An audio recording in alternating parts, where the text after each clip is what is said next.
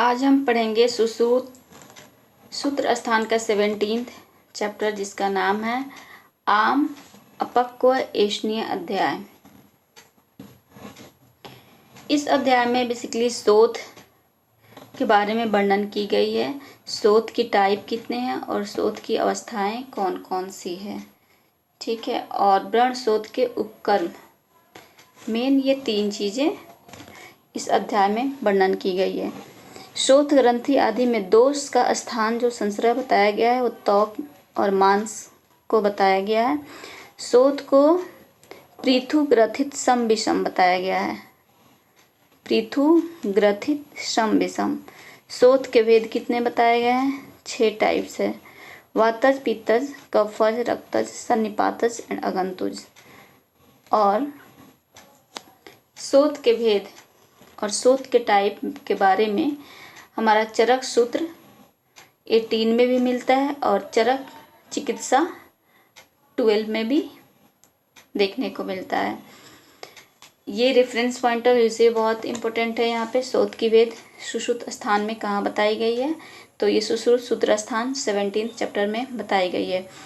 अब इसमें जो कुछ पिकुलियर फीचर्स है, यानी जो सिम्टम्स है वातिक शोथ, पित्त शोथ और कफज शोथ, इसके बारे में देखेंगे। वातिक शोथ क्या है? मृदु और अनवस्थित। अनवस्थित हम इसे याद कर लेंगे। वातज क्या है?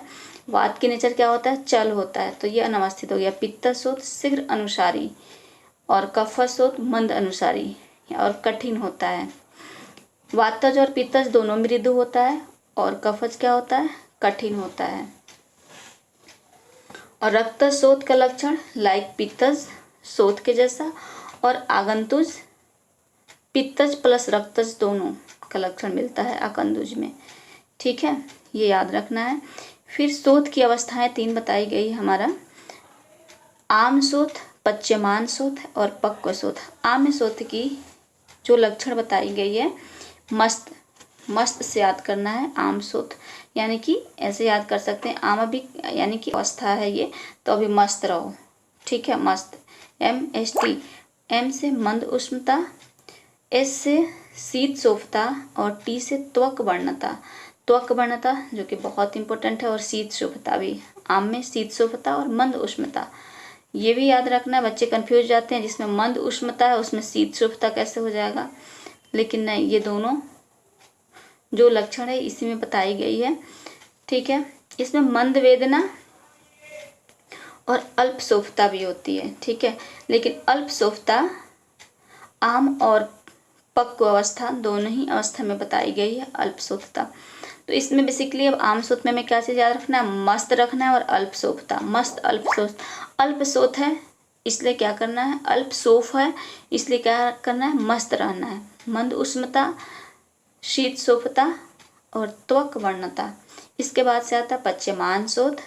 पच्यमान शोथ में डिफरेंट टाइप की पेन बताई गई है, जैसे दस्य एवं पिपलिका के दसने की तरह, सूचिका भी निस्तोद सुई के चुभने के जैसा सपेन, और दस्यते अग्निछार जो अग्निछार के जलन के जैसा, दंडेन पीड्यते डंडे से मारने के जैसा, और सबसे इम्पोर्टेंट वृश्चिक एवं च स्थान न शांतिम उपैति, यानी कि जो वृश्चिक के काटने के तरह जो ये होता है, पेन होता है, ये पच्यमान शोथ का एक लक्षण है। और भी पच्यमान शोथ की जो ये लक्षण है, वृश्चिका के में विद करने जैसा, ये हमारा चरक ने किसने बताया है? पच्यमान विदरधि में, और सुश्रुत ने पच्यमान शोथ में, और माधव निदान ने आमवात में बताया है। ये बहुत ही इम्पोर्टेंट लक्षण है, याद रखना कि ये वृश्चिका के दंशवत जो वेदना होती है, ये 3 चीज़ों में बताई गई है। पच्यमान विदरधि नॉट विसर्प, पच्यमान शोथ एंड आमवात। आमवात माधव निदान, पच्यमान शोथ सुश्रुत और पच्यमान विदरधि इस चरक, ठीक है। इसके अलावा अधमात बस्ती एवं वातश्च शोफो भवति, ये अधमात बस्ती यानी कि बस्ती फुला हुआ सा प्रतीत होना, ठीक है, इसमें वक्त अरुचि बताई गई है पश्चिमांश शोथ में, यानी कि खाने की प्रति इच्छा नहीं होना। अब इसके बाद क्या आता है, पक्व शोथ। पक्व शोथ में क्या होता है, बलि प्रादुर्भाव और त्वक परिपूटनम। बलि प्रादुर्भाव यानी रिंकल आ जाते हैं पक्व शोथ में, और त्वक परिपूटन यानी कि जो स्किन है वो उसमें परिपूटन यानी कि फटने लगती है। ये पक्व शोथ की लक्षण है। मुहुतोद और भक्तिम आकांक्षा अल्पशोभता। अल्पशोभता तो हमारा दोनों जगह था, आम शोथ और पक्व शोथ में, और इसमें त्वक परिपूटन और मुहुतोद ये बहुत ही इम्पोर्टेंट लक्षण है।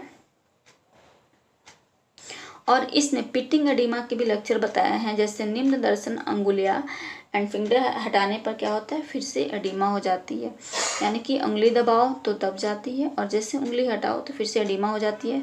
उसके बाद से हमारा वैध तथा तस्कर वृत्त के लक्षण इसमें बताए गए हैं।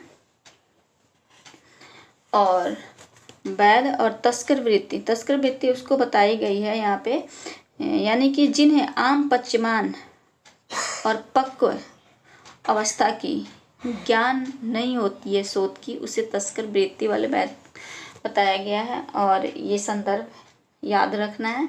उसके अलावा आम शोथ के छेदन से क्षतज विद्रधि उत्पन्न होती है, जिसको क्या बोलते हैं, स्वपश्चत यानी चंडाल वैध बोला गया है। यानी कि जिस वैध को इतना ये पहचान नहीं है ये पक्व अवस्था है, आम अवस्था है या पश्चिमान अवस्था है शोथ की।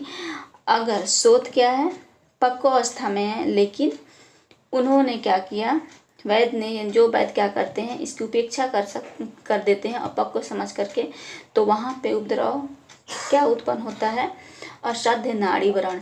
और जहाँ पे आम शोथ का छेदन कर देते हैं पक्व समझ करके, वहाँ पे क्या हो जाता है, क्षतज विद्रधि उत्पन्न होती है। इससे ये मिला कि जो जब भी छेदन करना है वो किस में करना है, पक्व शोथ में ही करना है, ना कि आम अवस्था और पश्चिमान अवस्था में। ठीक है, शस्त्रक्रम से पूर्व वही जो हमारा एनेस्थीसिया है यहाँ बताया गया है। सबसे पहले मद्यपान का ये संदर्भ याद रखना है कि सबसे पहले जो मद्यपान और जो एनेस्थीसिया वाली शस्त्रक्रम में जो यूज करना कहाँ बताया गया है, तो ये सुश्रुत सूत्र 17 में बताया गया। व्रण शोथ के उपकरण इसमें 7 बताए हैं, जो कि बहुत इम्पोर्टेंट है, यानी कि 7 स्टेप्स समझ लें। इसका कोडिंग क्या है, VAUPSRV, वाह यूपी सर्विस, ऐसे याद करें, वाह यूपी की सर्विस, वाह यूपी की सर्विस, SRV की काट दीजिए, वाह यूपी की सर्विस। ठीक है ना। वाह आदव में क्या है, व से विमलापन, अ से अवसेचन द्वितीय, तृतीय में यू उपना, चतुर्थी में पी पाटन यूपी, पंचम में सर्विस यानी SRV, पंचम शोधन, षष्टम रोपण और सप्तम वैकृत अपहम। वैकृत अपहम में क्या होता है, सर्वकरण, रोम संजनन आदि व्रण वस्तु की चिकित्सा की जाती है वैकृत अपहम में। तो ये सीक्वेंस और ये 7th उपकर्म है जो बहुत इंपॉर्टेंट है, सीक्वेंस के साथ याद रखना है। पहले विमलापन, देन अवसेचन, व यूपी उपना, पी फॉर पाटन यूपी में, और SRV में शोधन, रोपण और वैकृत अपहम। ये है हमारा आम अपक्व एष्णीय अध्याय चैप्टर सुश्रुत का। इसके अलावा सुश्रुत चिकित्सा स्थान में एकादश उपकरण बताया गया है, फ्रॉम अवतर्पण टू विरेचन, बट इन चरक में सुफग्न क्रिया प्रथम चिकित्सा बताई गई है। ठीक है।